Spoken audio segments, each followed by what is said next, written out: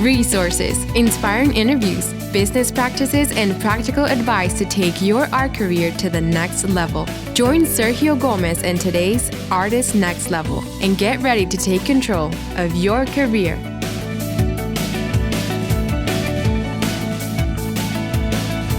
Hello, my next level friends. Welcome to the Artist Next Level podcast. I am very happy to be here with you today.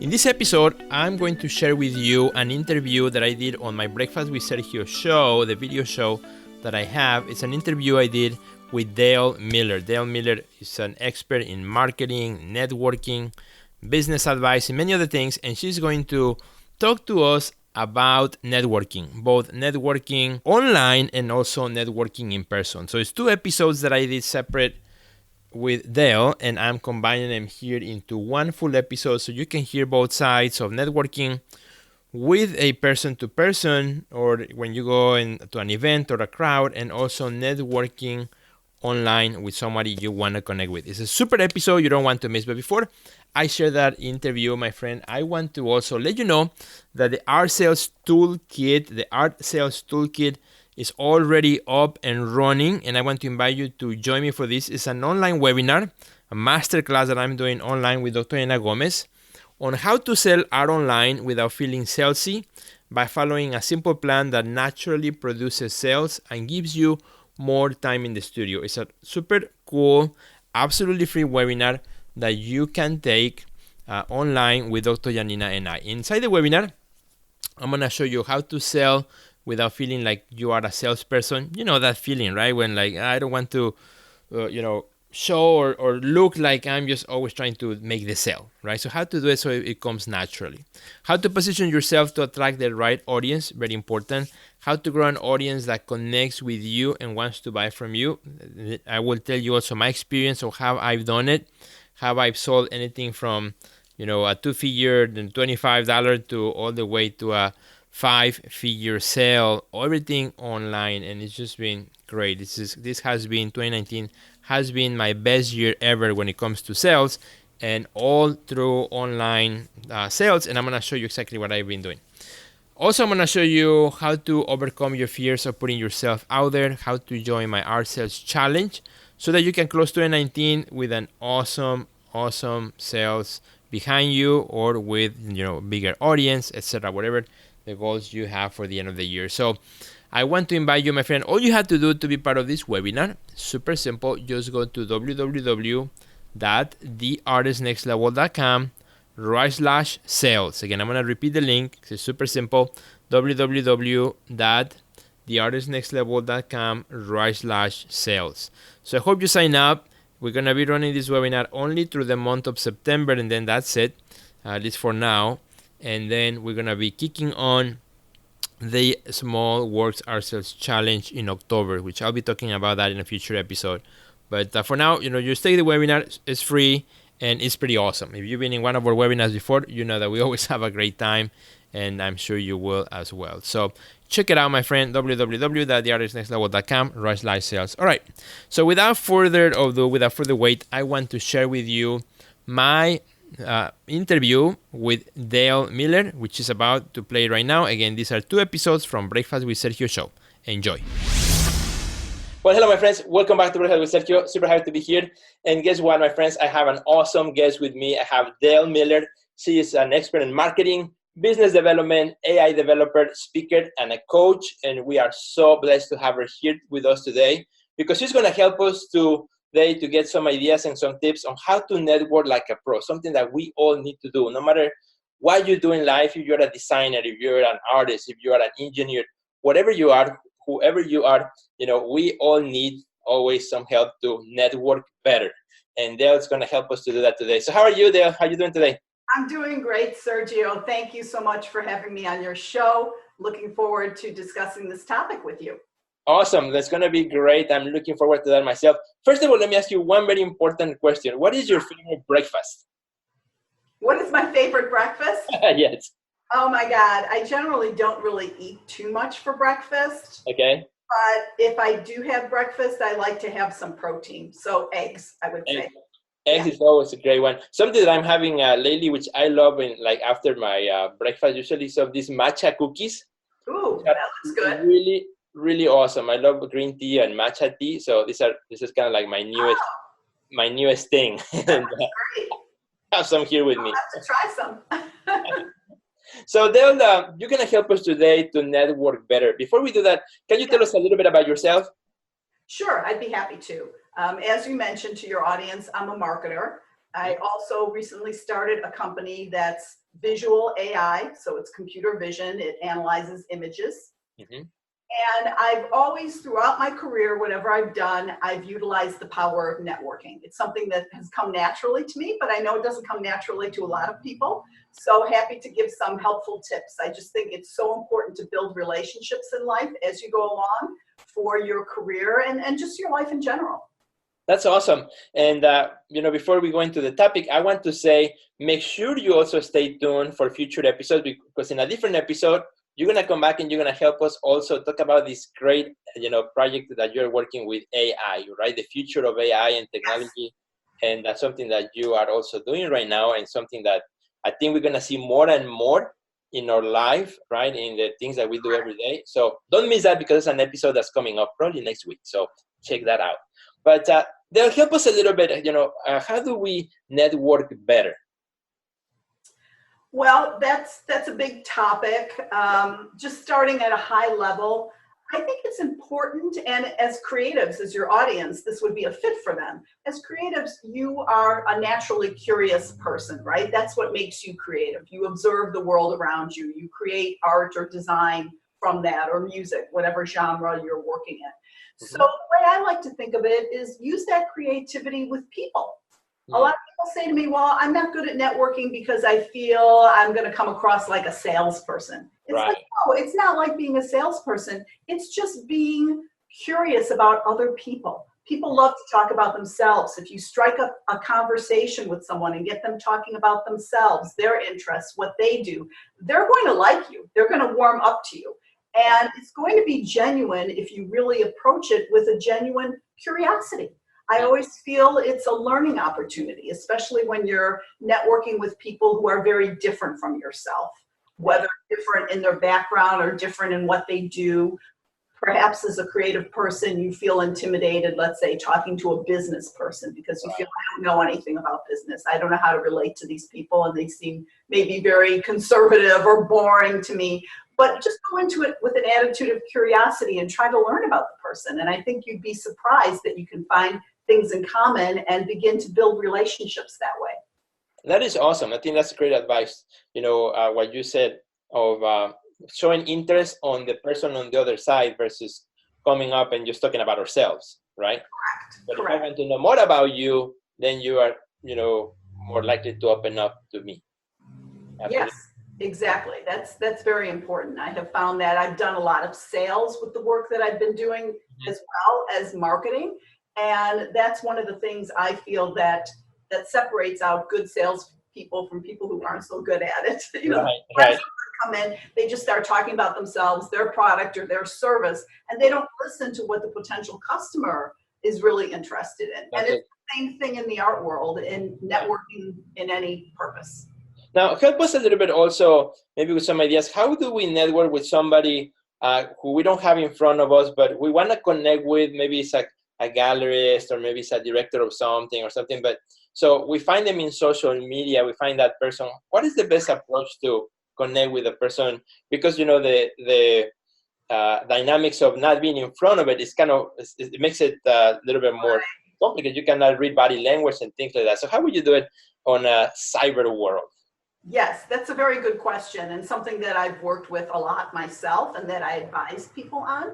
Yeah. I think depending what social channel you're on, first of all, do your research about the person. Look up some information about them, whether it's their career path or creative work that they might be doing. If it's another creative person, say, that you want to collaborate with, if they've written articles or they've been interviewed on podcasts or video shows, get some information. And then I would reach out to them and comment on something about their background or what they've done. Because this shows, again, an interest in them personally. You're not sending a generic note like, hi, I want to connect with you. The other person is like, well, why? I don't know you. But if you show an interest in saying, hey, I heard you on this podcast, And when you mentioned whatever, and you stick in a sentence about something that really intrigued me, I think that way too, I'd like to learn more about that, something to that effect. I feel I've had a really high success rate of people connecting with me when I use that approach. That's wonderful. So, kind of to put it practical, for example, if somebody wanted to comment with you and they saw you here, the first message could be not really asking anything, but just commenting on, say, hey, Dale, I saw you at Breakfast with Sergio and I enjoyed the episode. I agree with some of the topics. Thanks for your advice. That's kind of a good way to kind of get introduced without really coming and asking for anything, right? Yes, exactly. You don't want to ask for something right off the bat. Mostly that's a turnoff to people because they think, oh, what do they want? I don't have time. I mean, even if they're a really nice, well-meaning person, everybody's busy and they don't really know you. So people usually don't want to get involved with that. But if you're just referencing something about them, they're likely to connect with you. Wonderful. What's your advice when somebody, you want to connect with somebody, but that other person is not responding or is not connecting back with you? Well, that's tough because you have to walk a fine line between you don't want to become a pest and barrage somebody with a lot of messages or emails that they're not responding to. So I think it's more about, again, just trying to craft that first message really well so that hopefully they do connect with you the first time.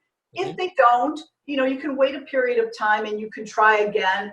But it's about providing value. Maybe the second or third time around, you might send a link to an article and say, hey, I read this and I thought of you because, of course, it would have to be something that's relevant to them. Yeah. So you're providing some information that they may or may not know about, and it just shows that you still have them in mind and you're trying to provide some value, again, without asking for anything. So that's a great try that.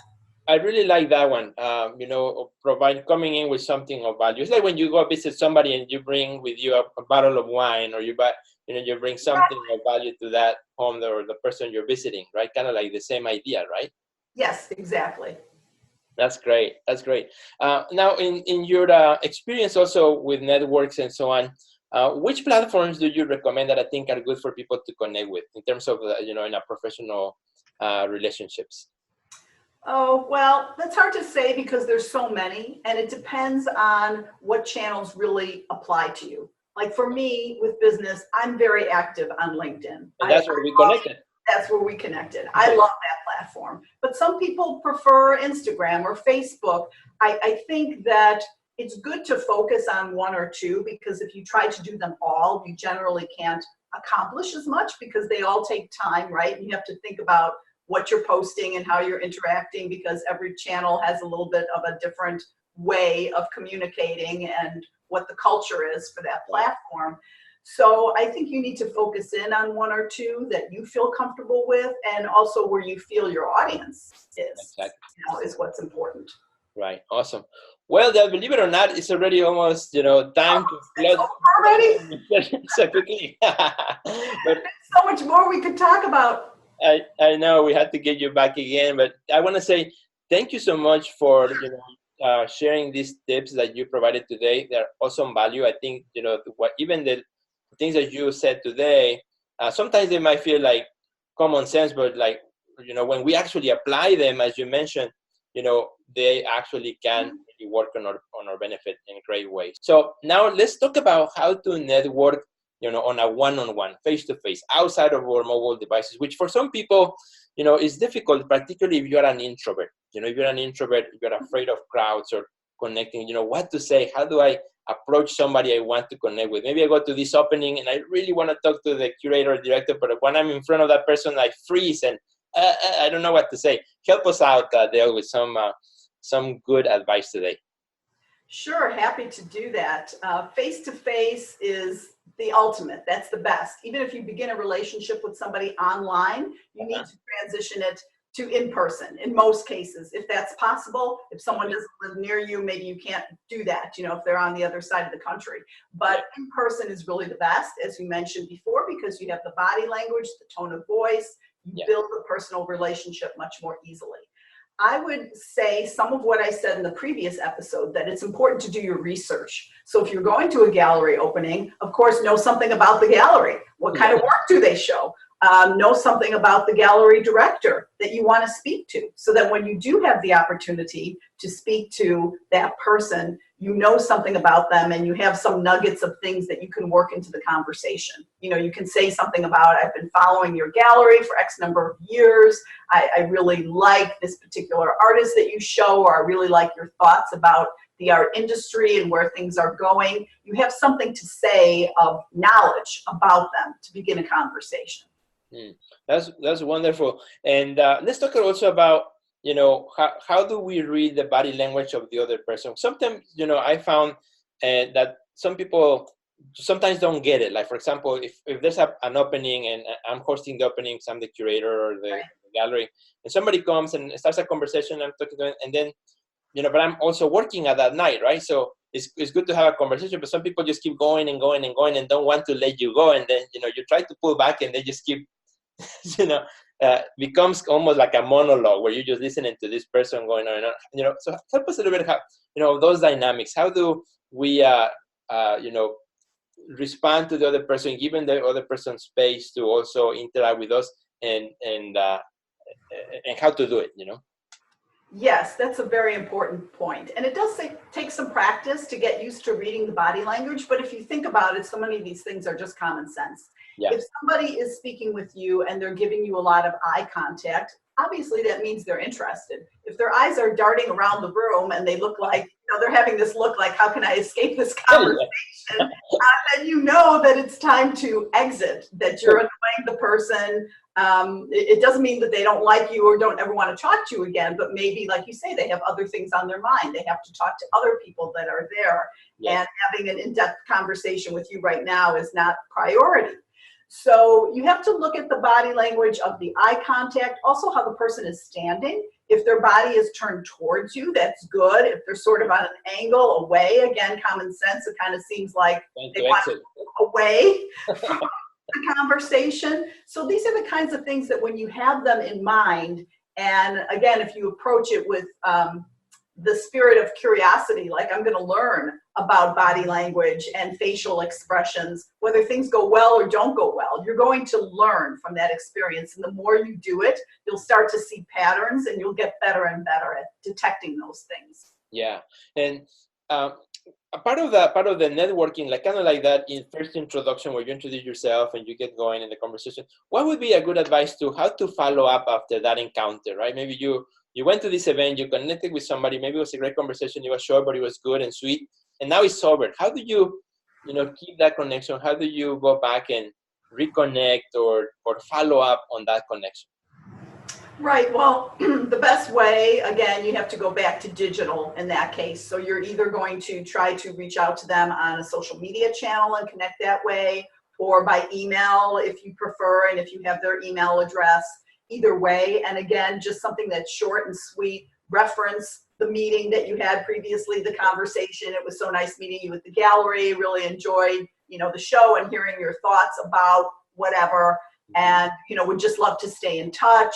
Something short and sweet like that. But again, reminding them of the connection, because many times the people you want to connect with, they meet a lot of people. They're not necessarily going to remember you. So if you say something that will refresh their memory about that, they're more likely, again, to connect or respond. That's great. Something that I've done, and you can tell me, if this kind of works or what you think about it, but something that I usually do also at the end of the conversation, instead of asking them for their business card, I ask them if we can exchange business cards. Yes, that's excellent. If we do an exchange versus just give me, I give you mine, you might give me yours, and then becomes more a happy exchange than, right. You give me your contact, but you don't have mine, Yes, I like that point, and I agree with that completely. And also on that subject, I still believe in business cards. I know a lot of people feel like those are going by the wayside or that they should, but I don't agree with that, because I think there is still something to having a tangible physical object that will spark your memory about the person. Maybe you won't keep it, maybe you wind up throwing it away, in a week from now, but at least from that initial meeting, I think it's good to have a business card. Absolutely. Now, tell us a little bit also, like being prepared for when we start networking and we feel more comfortable talking to people. for example, something that I have talked about in other previous episodes about the elevator pitch, right? Kind of knowing a quick elevator pitch about what is it that you do, which if you're an artist, most likely people will ask at some point in the conversation, so what is it that you do? Mm-hmm. And if you say, well, it's too hard to explain, well, you lost them, right? Right.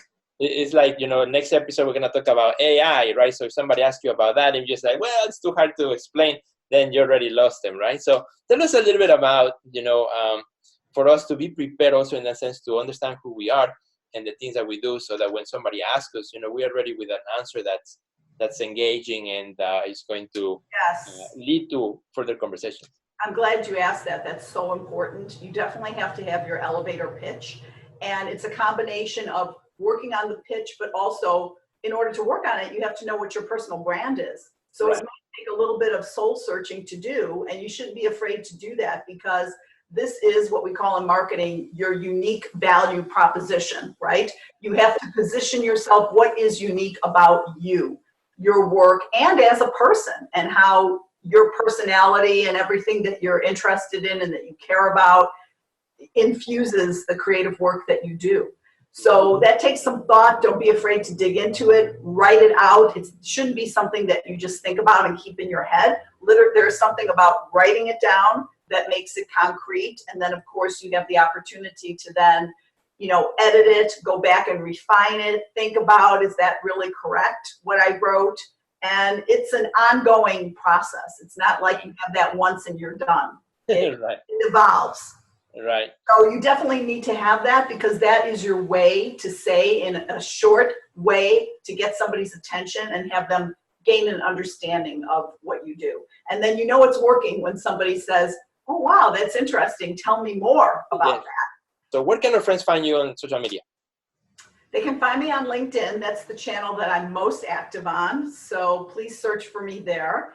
Awesome. And by email, if people want to reach out as well, which is simple. It's my name, Dale, DALE Miller, MILLER 529@gmail.com. Awesome.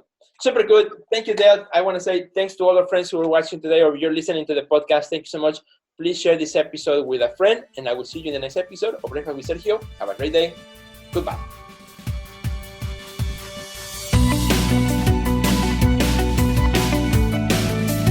Check out our website at www.theartistnextlevel.com, where you will find our podcast library, learn about our upcoming webinars, find resources relevant to your career, and much more.